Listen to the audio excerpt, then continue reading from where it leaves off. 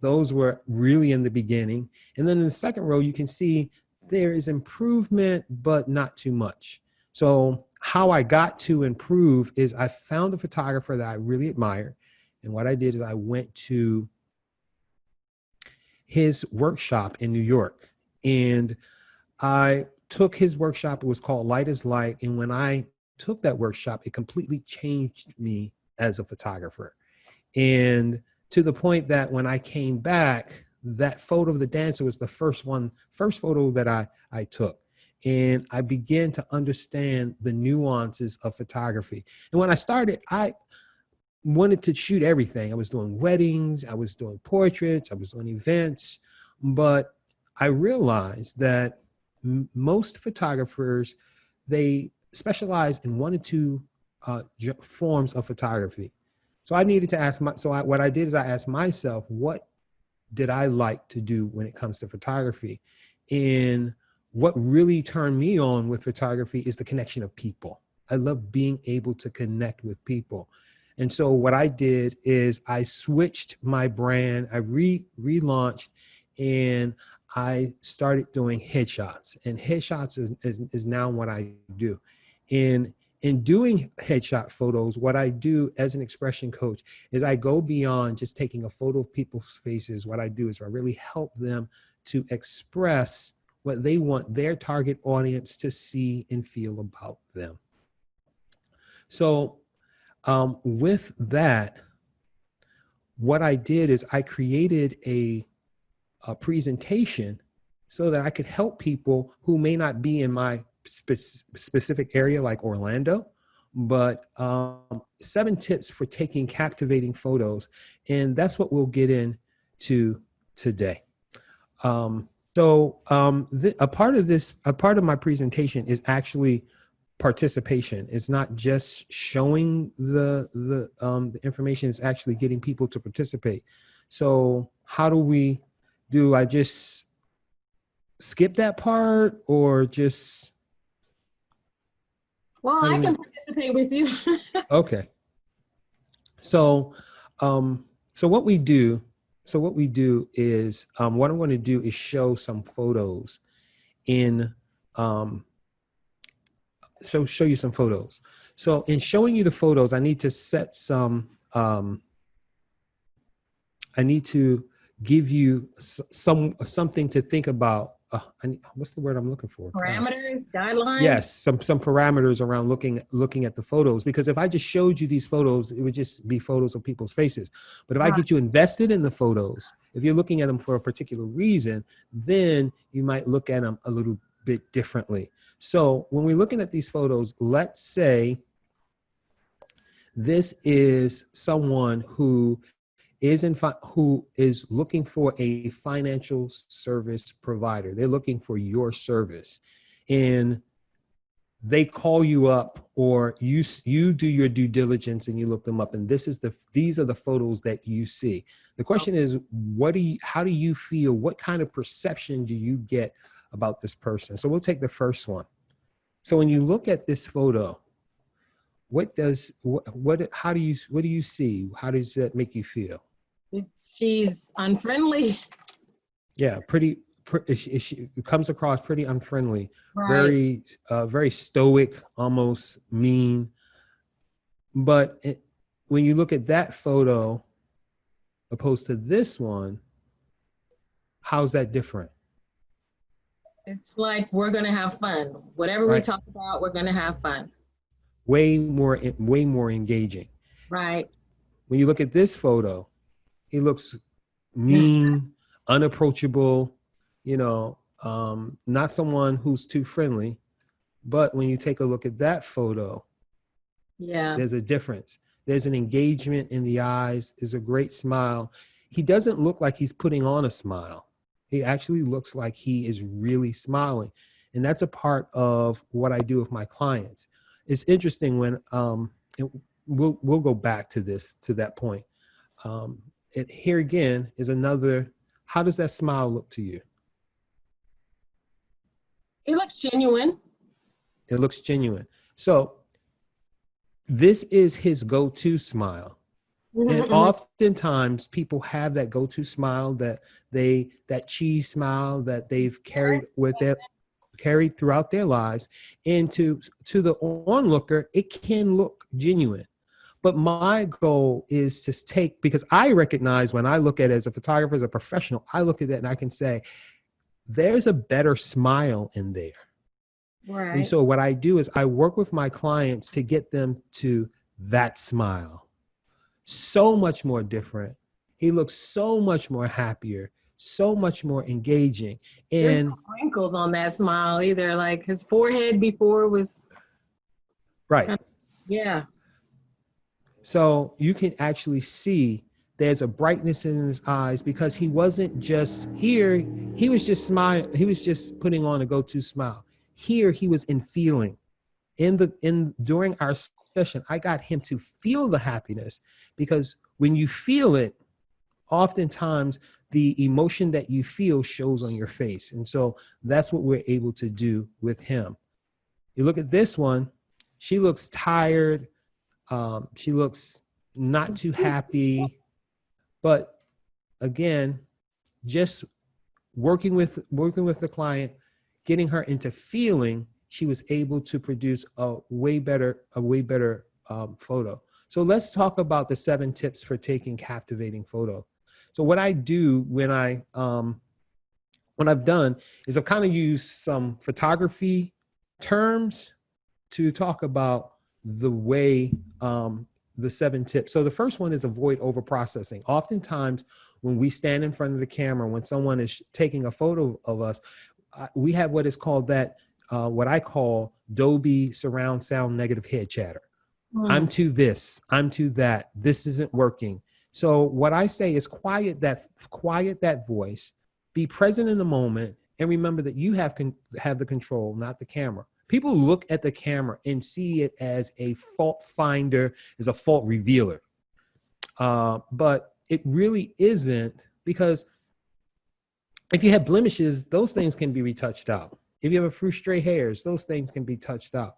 Oftentimes people think that I'm too heavy, so I don't want to take a photo, but that's not what people see. So immediately when they look at a photo. So avoid over processing. Number 2, I say switch to manual mode, because we have an automatic response when we get in front of the camera, much like that cheese smile that I showed of James. That's an automatic response. So what you want to do is avoid the automatic phony smile. Think about how you want to be perceived by your target audience. That's really important. So as a financial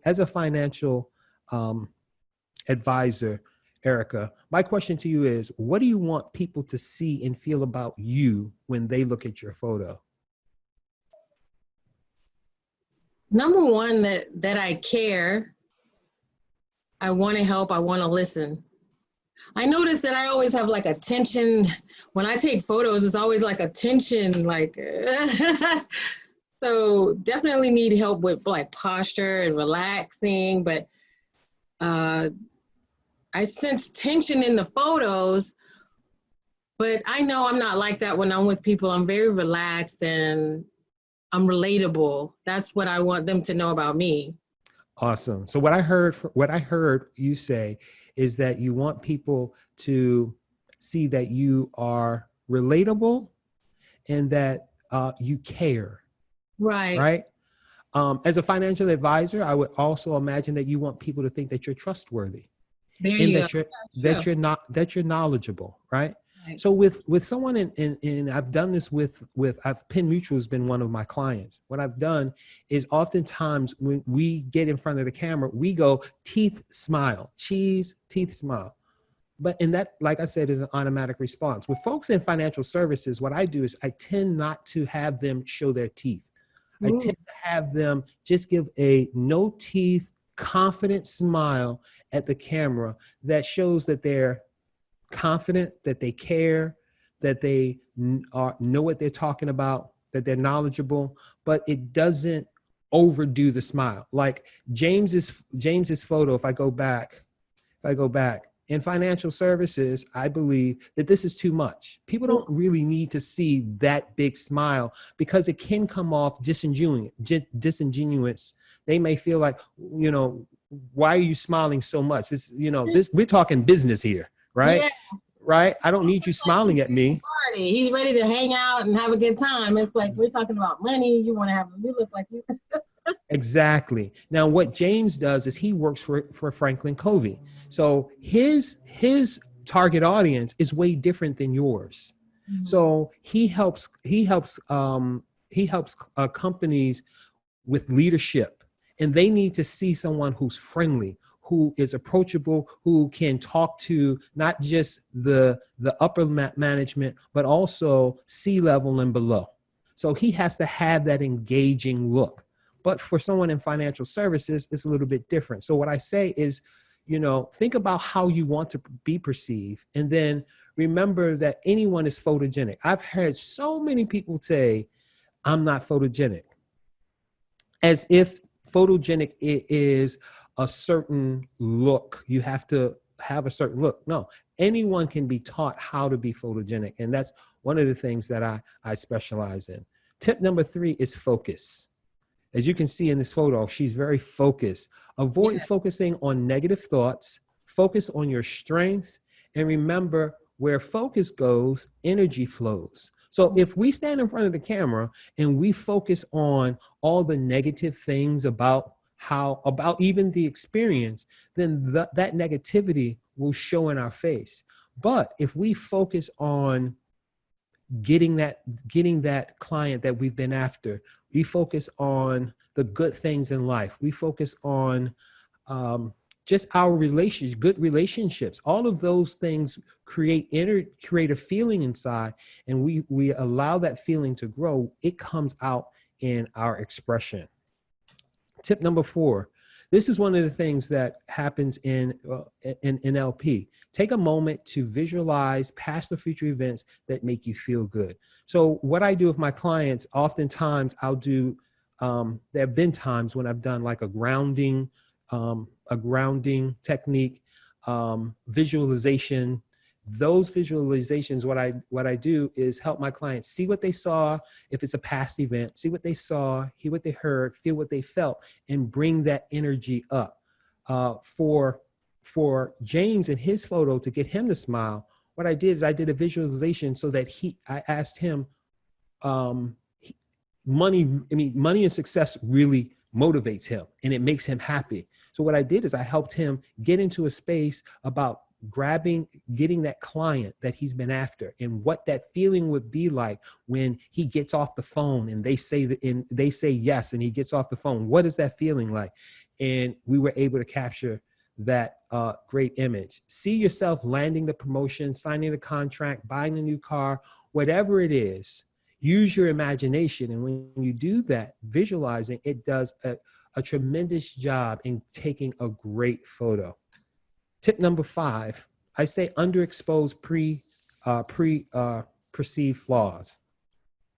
You look at this young lady in the photo. One of the things she said to me was, I feel uncomfortable because of my weight. Now, when you look at her, that's not the very first thing you think about. But oftentimes what people do is they think that that's the first thing people look at.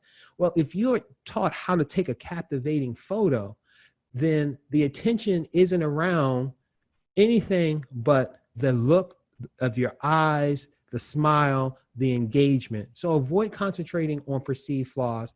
What I say is ask friends and family what they like most about you, so that you can bring that to your session with you. Remember, most people don't see what we consider flaws. So that's why I say perceived flaws, because we see them because we look at ourselves every day in the mirror. But when people first look at us, when people look at us, that's not the first thing that they see. Right. Number 6, I say overexposed confidence.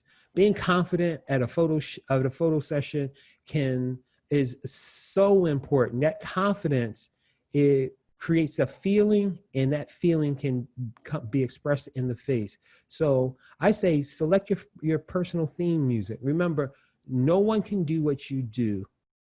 So own your confidence. No one can do what you do the way you do it. So own your confidence. And then the last tip is practice. I know this sounds really, really weird in like, I'm not going to stand in front of a mirror and practice smiling, but I'm telling you, it works. Spend time in the mirror practicing your smile. Practice the art of feeling for a photo. So the way you practice for that is you stand in front of the mirror, you close your eyes, and you visualize you visualize yourself at your most the time that you felt the most happiest, the time that you felt the most confident, the time that you felt unstoppable. You visualize those things and then feel what you feel, see what you saw, hear what you heard.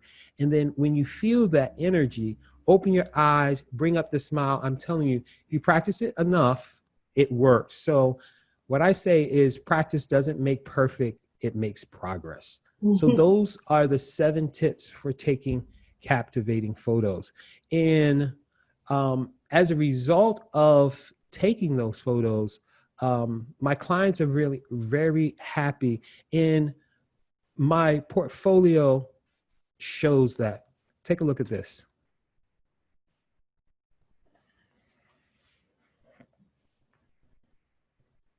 Yeah, they all look very confident. Mm.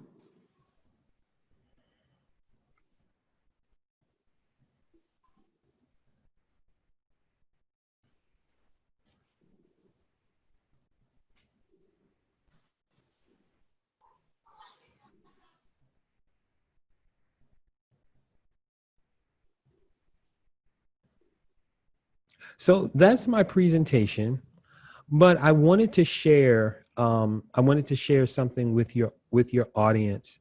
With this whole COVID-19 thing, we things have really changed, and I know we are in crisis for some folks. Some people are doing really well. Some people are trying to navigate through.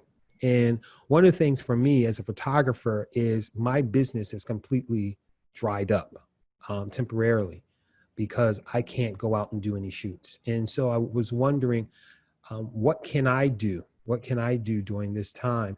And one of the things that I realized is that I have been in crisis before. So this is not something new to me. So what I've done is I'm launching a new web series that will launch on Monday, the 11th, and it's called Conquering Through the Crisis. And I believe why cope when you can conquer? And I've already this week we pre-taped this, but we're going to launch it through watch parties on Facebook every day at 12 o'clock. And I'm really excited about this. But in my life, I just want to take a minute to talk about what has happened to me. So I'm going to take you back to July 30th of 2018. This was me on July 30th of 2018. I was 10 days away from homelessness. I was in full out addiction, and my life was spiraling out of control. 10 days later, within 10 days, I had lost my job, my car, and a place to live. Right. And essentially between 2018 through 2019, I was homeless in a transitional housing program. Now, some people will say, well, it's your fault. You started using. That's true. But at that time, I was in crisis. Like one of my guests said today, even with this COVID-19, some people say, oh, we're in this together, but we're all in the same storm. Doesn't mean we're in the same boat. Oh, yeah. People say, oh, we're in the same boat. No, everybody's boat is different. We're all in the same storm, but the boat that, what your situation is different from somebody else's situation. And my crisis situation was the fact that I had become I had become an addict, and I lost practically everything. By the grace of God, I was able to keep my photography equipment through this process. But from there, this is me. Right. I've seen people who've had addiction, have addiction issues for less time than me, and they still, even after recovery, still have the look of addiction. Right. And by the grace of God, I don't have that, because I first completely released it. I don't say my name is Lamonte, I'm an addict. I'm an addiction recovery survivor. And in that survival, I am doing what I can to help other people. And so what I wanted to take a moment, sorry about that, wanted to take a moment and invite you all to go to my Facebook page, Coping Through the Crisis. There's a Facebook group, Coping Through the Crisis. And here are some of the shows that we're going to do next week with some of the topics. I just love some of these topics. Remaining valuable while pivoting professionally. That's going to be on Monday. On Tuesday, we're going to talk about keeping a positive mindset when the world goes to hell. Now, on Thursday, we're going to talk about remaining impactful in the virtual world.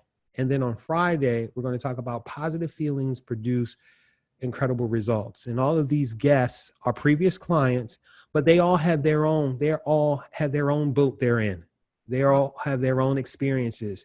And when you hear what they bring or what they've been through and how they've been able to conquer in this time, you really will be encouraged and enlightened. So, and some of the resources that it's a surprise to me, I didn't ask for them, but some of the resources that these guests will be providing during this show is just remarkable. So that's my story. I'm sticking to it. My name is Lamonte Gwynne. I'm the expression coach, and now I'm the host of the new show, Conquering Through the Crisis. Thank you.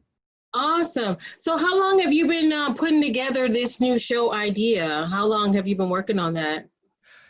It came to me last week. Oh, wow.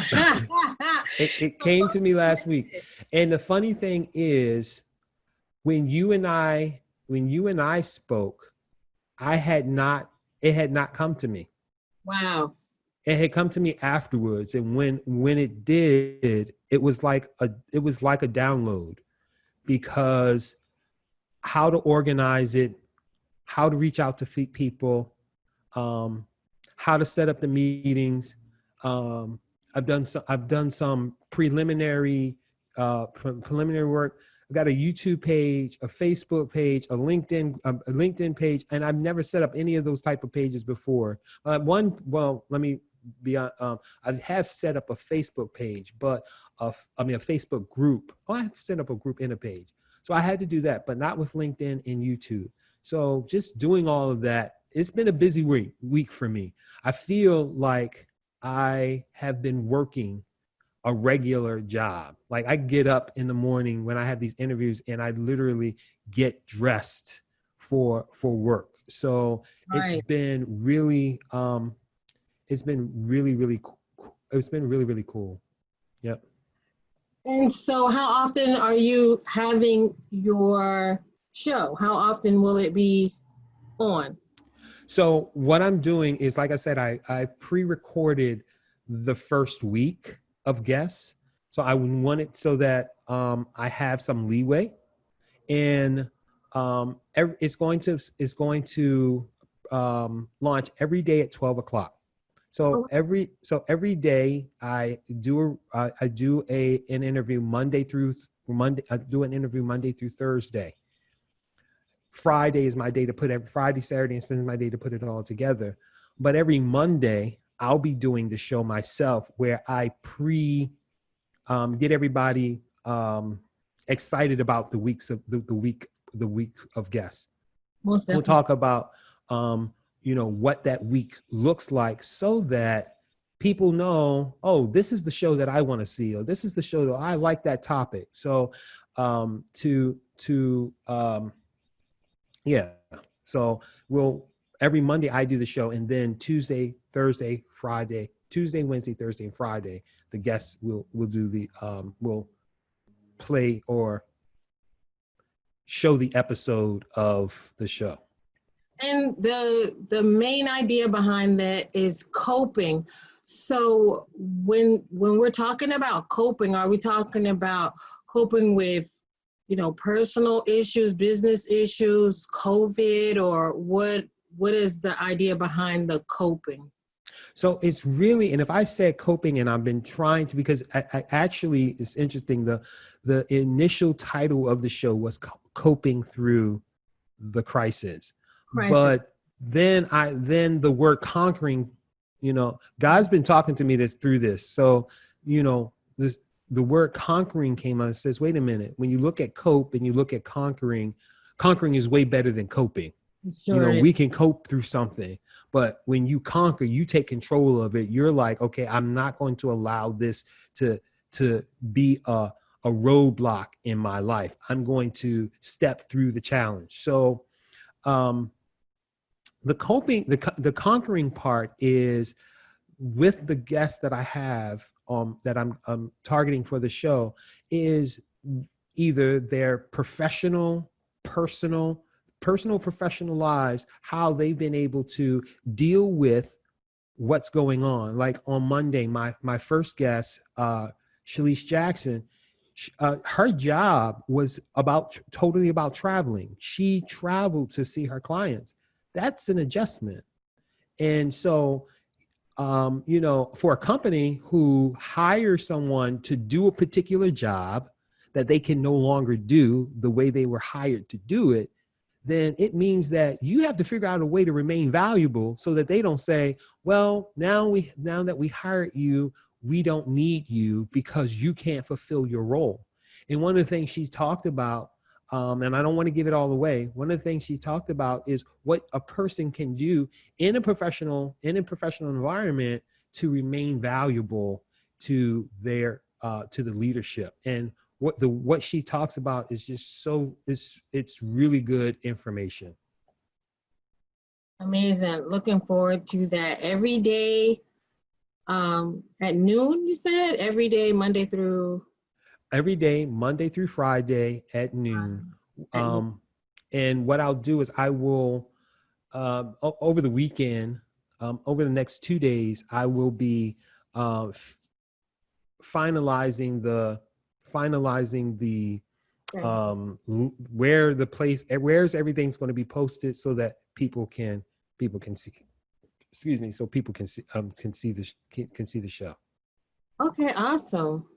Yeah, it's nailing down what your YouTube channel, or whether you do some YouTube live or Facebook or that type of release, right? Yeah. So fortunately, with Facebook, you can do a watch party from a video that has already been created. Yeah, I love that. Right. So what my goal is to launch the watch party so that folks can watch. It's only a half-hour show, so it goes really quickly. When I say interview, it's really more conversation style. A couple of them felt kind of interviewy, but for the most part, it's really conversation.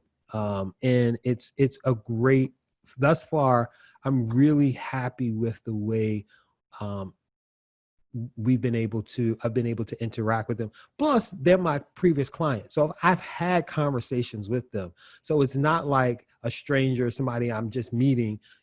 These people have trusted me with their brand. So, and making them look good. So we have a connection, and that makes interviewing or conversing much, much more easier.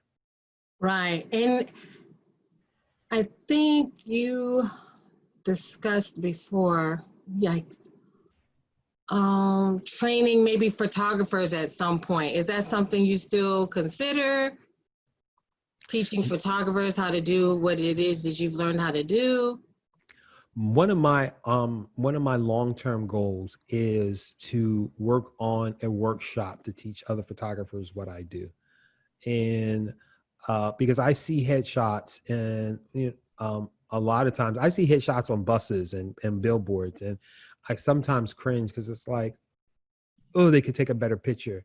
But Right. right, but the deal is, oftentimes photographers don't have the tools and um, to work with a client, to coach a client. And if I can provide that tool to help them do that, then across the board, people will get better headshots of themselves so that they can market themselves, because our headshot it's one of the marketing, it's a marketing tool in our marketing toolkit. Right, most definitely. So I know the last time I worked with a wonderful photographer, Toyin Cole, and I'm looking forward to working with you and her the next time when I do my next book of poetry. And I really want to do full color photos, and I really thought about it because last time I had some trouble with the tension. I don't know why, just balancing with posture and some tension in my face, and I wanted to relax, but I didn't really know how, you know. Yeah, So I'm definitely looking forward to that. it's so interesting because I remember I had a client, and I know I had taken about 100 photos and I wasn't getting anywhere. Right. So I said, all right, let's stop. Let's go get some coffee. Let's go down to 7-Eleven. At the time, I was shooting in the photography studio at the Orange County Public Library. So we're walking out, and I say, so what is your family? Because she wanted to be she's getting into acting. So what do your family feel about this? And that was what was in her face the whole time. She just let it all out. Oh, my family does think I'm stupid. They think that I'm wasting my time. So all of that is what she brought to the photo session. So walking down to the store, coming back, and giving her the ability to release all of that. We went back into the studio and got some great photos. So I just love being able to do that. That's amazing. So if that's all you have for us, I don't know, Hassanatu or if Keith have any questions, but I think it's wonderful what you do because you've specialized it, you found a niche. That's kind of a thing for each one of us as entrepreneurs, is finding a niche and perfecting it. So you've done that, and that's just amazing. Thank you. Yeah, so I look forward to seeing your show and hearing more from you in the future. It's 7:59, so I'm gonna wrap it up and allow you to continue for your day. Wait, oh, yes, okay, so we had one comment for you. Your story is truly inspirational, Lamont.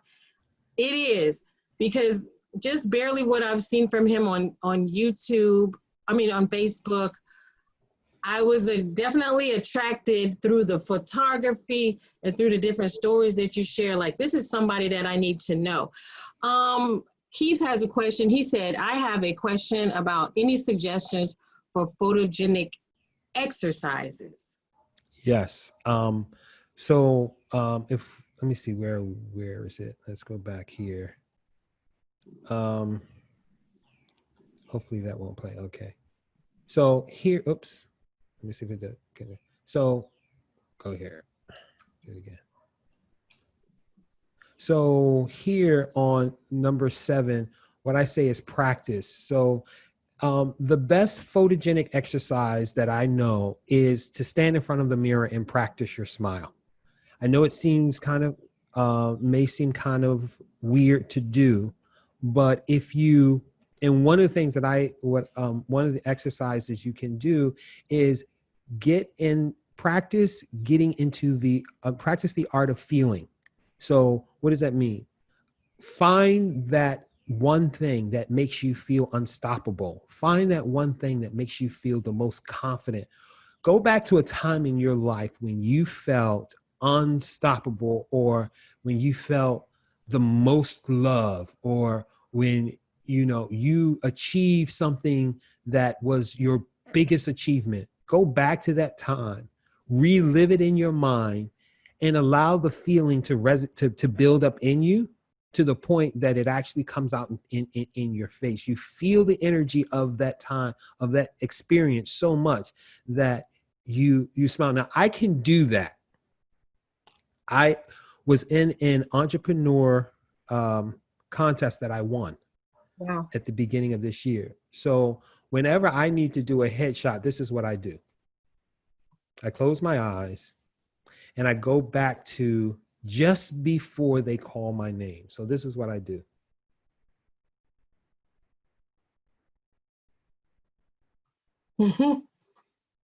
I literally feel that moment when they call my name, because and just that energy and I actually feel it in my stomach. Whenever I do that, I can immediately get it.